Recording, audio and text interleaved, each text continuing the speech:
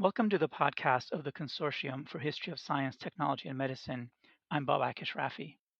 Today is September 3rd, 2021, and I'm speaking with Teasel Muir-Harmony, who is a curator at the Smithsonian National Air and Space Museum and is the author of Operation Moonglow, a political history of Project Apollo. Thank you for joining us, Teasel. Thank you so much for inviting me. Teasel, we often think of the space race as starting with the Soviet launch of Sputnik and being an existential race for dominance in multiple domains between the Soviet Union and the United States. Did everyone think like that at the time? Were there alternative ways to view what was happening? There were alternative ways to view what was happening and the significance of Sputnik, the meaning of Sputnik, and then also what was going to come next, whether or not there'd be a race or something else. And it's a fascinating history. There are a lot of people who had their hand in trying to influence how people thought of Sputnik. And two great examples are Eisenhower and Lyndon Johnson. And so the Eisenhower administration saw great value in suggesting that Sputnik didn't have very significant military or scientific implications. They tried to sort of soothe the nation and say that the United States had robust national security, that the United States' own space program was doing well and wasn't really behind the Soviet Union. But at the same time, Lyndon Johnson saw great value in suggesting that Sputnik was a sign that the US was behind, and he amplified fears. He called Sputnik a Pearl Harbor. He compared it to the Alamo, and he saw the advantage of promoting this idea about Sputnik for his own political career and then also for the Democratic Party. So he had his eyes set on the presidential election in 1960. He was also concerned about the election in 1958 and getting more Democrats elected. And this was a time when the Democratic Party was concerned about the impact of civil rights on the Democratic Party. It was sort of tearing the party apart at that time. And so he saw space exploration and Sputnik and the threat of Sputnik as a great way to critique the Republican Party and to sort of distract or draw attention away from the issue of civil rights. And there's a great quote from an aide in Washington, D.C. at the time that says, no sooner did Sputnik launch and you could hear the beep beep from Sputnik that politicians leaped forward like heavy drinkers hearing a cork pop. So it really gives you a sense that they saw this as an opportunity and a political opportunity. And so the way that Sputnik was viewed at the time and even how we remember it today is really tied to the important role that people like Lyndon Johnson played in playing up the meaning of Sputnik and what it meant for the US's position in the world, the need to enter a space race, that this was a competition that the United States had to prove scientific and technological capability within this arena, that it really mattered. It's an interesting case because it really ties domestic and international politics together, where it's an example of how domestic and international politics were really intertwined at that time. Now, Kennedy was elected in 1960 as president, and Johnson was his vice president. And then some things happened. You write that when the Soviet Union sent Yuri Gagarin into space, and there was the fiasco of the Bay of Pigs invasion and the associated loss of prestige with those two events laid the groundwork for Project Apollo. So, should we think of Project Apollo as a project that had lots of scientific and commercial and military aims, but then also ended up having a significant impact on national prestige? Or was it the other way around? I would say it's the other way around. So, Project Apollo, this goal of sending humans to the moon before the end of the decade, that was primarily a foreign relations response to the impact of Gagarin's flight and the Bay of Pigs on US national prestige. And all these other elements or impacts of Project Apollo sort of came after that. But the primary purpose of it was as a foreign relations response within this very particular moment in history. And one thing that's somewhat revealing, I think a good way to describe it is Kennedy's science advisor when they were evaluating what should be the next American space program. Now, this was during the transition to the Kennedy presidency, so this was before those events took place, before they decided on Apollo. And actually, he was advising against something like sending humans to the moon at the time. This was Jerome Wiesner, and he said that it's a political issue. It's not a technical issue, and it's not a issue of scientific versus non-scientific issues. It's really an issue of the use of technological means for political ends. And that is actually ultimately the way that Apollo was viewed when it was proposed in May of 1961. So it was technological means for political ends. There are a lot of different important legacies of the Apollo program. There's important contributions to science, our understanding of the evolution of the solar system. There are other important elements, but what motivated Kennedy, why Kennedy decided to invest in sending humans to the moon, it was technological means for political ends. Can you describe some of the mechanisms that the US put in place to convert these technological achievements into national prestige? Sure, and I'll just rewind a second and talk about when Kennedy proposed Project Apollo. He had what sounded like a very clear goal. So send humans to the moon before the end of the decade and return them safely back to Earth. And within his proposal, he talked about why the United States should do this. And he talked about the potential impact that it had on the minds of men everywhere who are attempting to make a determination of which road they should take. And when he was asking his advisors, find me a program that promises dramatic results that we can win, he was really motivated by the potential of space exploration to impact people around the world and to influence the societies and politics of newly independent nations.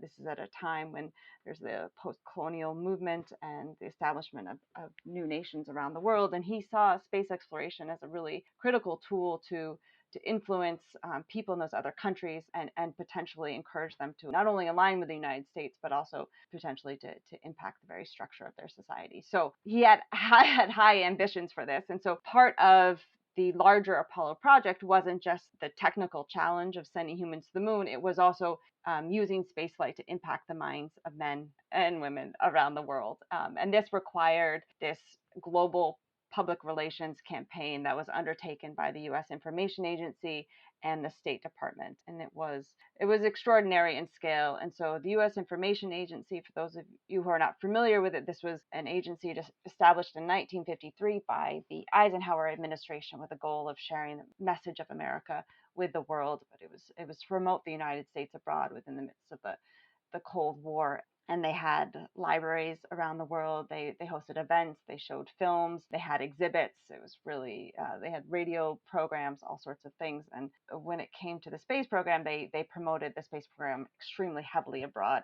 And so there are many examples of exhibits and films and radio broadcasts, and they would cover the missions. And they even coordinated to have local journalists travel to the United States to learn about the space program so they could return to their respective countries and be the voice of American spaceflight in those respective countries. And so throughout the 1960s, they cultivated an interest in spaceflight. They educated people about the American space program and then would, in various instances, use the popularity of spaceflight to sell other elements of America abroad. So to promote the United States in a number of different contexts. So it was a really extremely elaborate, extensive endeavor that really circled the globe. At one point, they started sending astronauts on diplomatic tours. They'd meet with scientists, they'd give lectures, they'd participate in big public events, motorcade parades, all sorts of things like that. So throughout the 1960s, an important element of the American space program was its promotion abroad. And these reached an amazing peak. The scale of some of the things you describe are really exceptional around the moon landing and Apollo 11. Can you describe some of the events that happened around the moon landing and Apollo 11? The United States, or people who work for the US government, recognize that Apollo 11 might be the biggest event of the century or the decade, or it offered an opportunity that was unprecedented to promote the United States abroad. And so they took full advantage of it, and no expense was too much. I mean, it was an extremely elaborate undertaking. So it involved both the promotion of the program, like I had said before, but it also involved building up a communications infrastructure so people around the world could follow the flight live. This was the first truly live global television broadcast, and that was part of those efforts. They also had radio programming in many languages and helped set up ground stations in countries that didn't have access to the satellite feed so that they could watch that television coverage live. And then it also involved things like the establishment of a symbolic activities committee. And so this was a committee that was established to ensure that the astronauts' activities on the moon would be inclusive, would suggest that this was a mission for all humankind, that it wasn't just an American mission. And they discussed in depth what types of activities should be done, whether or not they should invite poets from around the world to compose special poetry and leave that on the moon, or there's a decision to bring up miniature flags from all the countries around the world and then bring them back as diplomatic gifts. The U.S. government invited foreign leaders to compose messages, and those were brought up to the moon and left on a silicon disk. So there were a number of different sort of gestures that the astronauts undertook to ensure that the messaging was that this was a program for all humankind. And there was also a lot of work done at the U.S. Information Agency and State Department about how to frame the moon landing. The foreign affairs officers working for the U.S. government were given instructions about how to talk about the moon landing. To downplay that it was American was an important part of this, and to emphasize this was something for all humankind. And part of the reason that they did that is that over the years, over the 1960s, through all this programming, the US was doing a lot of public opinion polls and observations of international audiences, and recognized that by framing the moon landing and space exploration as something for humanity, as opposed to an American endeavor, that it had greater political impact. And so the United States could reap more political rewards from that type of framing than the suggestion that this was a demonstration of American strength and technological expertise. And so a fair amount of work went into fine-tuning the messaging, the framing of the moon landing. Now, you describe in your book how American diplomats and presidents as well went on international tours, and these followed in the wake of tours in which astronauts or space capsules were sent around the world. Could you tell us what Richard Nixon, for example, was trying to accomplish in his tour around the world in the wake of the Apollo astronauts tour? Nixon observed the popularity of space exploration. He was really excited by it. He perhaps was less interested in spaceflight just as an enthusiast, but saw that it had potential impact on the way the United States was viewed abroad, and perhaps also to help him advance his new foreign relations agenda. So he became president shortly before the first moon landing, and decided to use the moon landing as an opportunity to introduce the Nixon Doctrine, to go on this tour of Southeast Asia. He named it Operation Moonglow. And what he ended up doing is he flew to meet the astronauts when they returned from the moon at splashdown in the Pacific Ocean. And directly from there, he flew to Guam, and then he toured Southeast Asia on this Operation Moonglow tour. And he thought that it would be a good way to talk about how the United States' involvement in Vietnam was going to change and evolve. He thought it would be a good opportunity to have some secret meetings and try to get the message to China that the United States was interested in normalizing relations, and then also as a way to have secret meetings to start advancing peace talks with North Vietnam. And it's a long story. There's more involved there, but ultimately, with this Operation Moonglow tour, Nixon saw an opportunity to use the popularity of spaceflight to couch some more difficult themes about U.S. foreign relations, to make sure that he was received more warmly in the places he traveled. And so he saw the opportunities there when it came to the popularity of spaceflight and how it might serve his other interests at the time. The story you tell occurred about 50 years ago.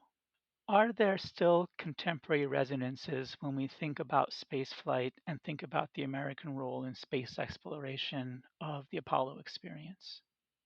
Would say there are at least two important relevances of the Apollo experience to the contemporary moment. And one of them is the important role that science and technology can play in foreign relations in terms of soft power, or the cultural role of science and technology in the ways that it can engage with the international public and advance a nation's interests. The Apollo program was motivated by this interest in containing communism, this Cold War idea that the Soviet Union was an expansionist threat. And the US invested a great deal in this program, $25 billion at the time. And a lot of times it's critiqued for that expense. But if it's put in the context of foreign relations programs in general, for instance, the US involvement in the Vietnam War, it was relatively cost effective. The cost of the entire Apollo program was equivalent to 1 year in Vietnam by the end of the Vietnam War. So when you think of it in terms of foreign relations programs, and when you think of it in terms of the lasting impact Apollo has had on perceptions of the United States and how it advanced U.S. foreign relations interests at that moment in time in the late 1960s and early 1970s, I think it really speaks to the potential of scientific and technological programs as forms of soft power. And then there's also another way to look at it in its relationship to contemporary spaceflight. And I think that Apollo has been a really hard act to follow. It was extraordinarily expensive. It's hard to maintain a space program that's over 4% of the federal budget. And so I think that it raised a lot of expectations about what was in the near future, what was coming for spaceflight. There was a lot of hope that Mars would be next, and a lot of discussions about what the United States is doing in space. There's an idea that we should be doing more and more. And a lot of that is the legacy of Apollo. I will say it also inspired a lot of people and private investment in spaceflight today. People involved in that were inspired by Apollo as children and became enthusiastic about spaceflight because of following those missions either at the time or later on and being excited by what was possible. So Apollo's legacy is multifaceted, and I think it speaks to a number of different things, both in terms of the potential of science and technology in foreign relations, but then also how we think about spaceflight today and how it's evolved over time as well. The book is Operation Moonglow, A Political History of Project Apollo, out from Basic Books. Thank you, Teasel, for sharing your work and your perspectives with us. Thank you so much for inviting me. This has been a podcast from the Consortium for History of Science, Technology, and Medicine. You can find more resources for exploring this topic, other podcasts, video lectures, archival spotlights, as well as opportunities to connect with our community of scholars at chstm.org. This podcast is made possible with the generous support of the Pew Charitable Trusts, the Andrew W. Mellon Foundation, and the Rita Allen Foundation.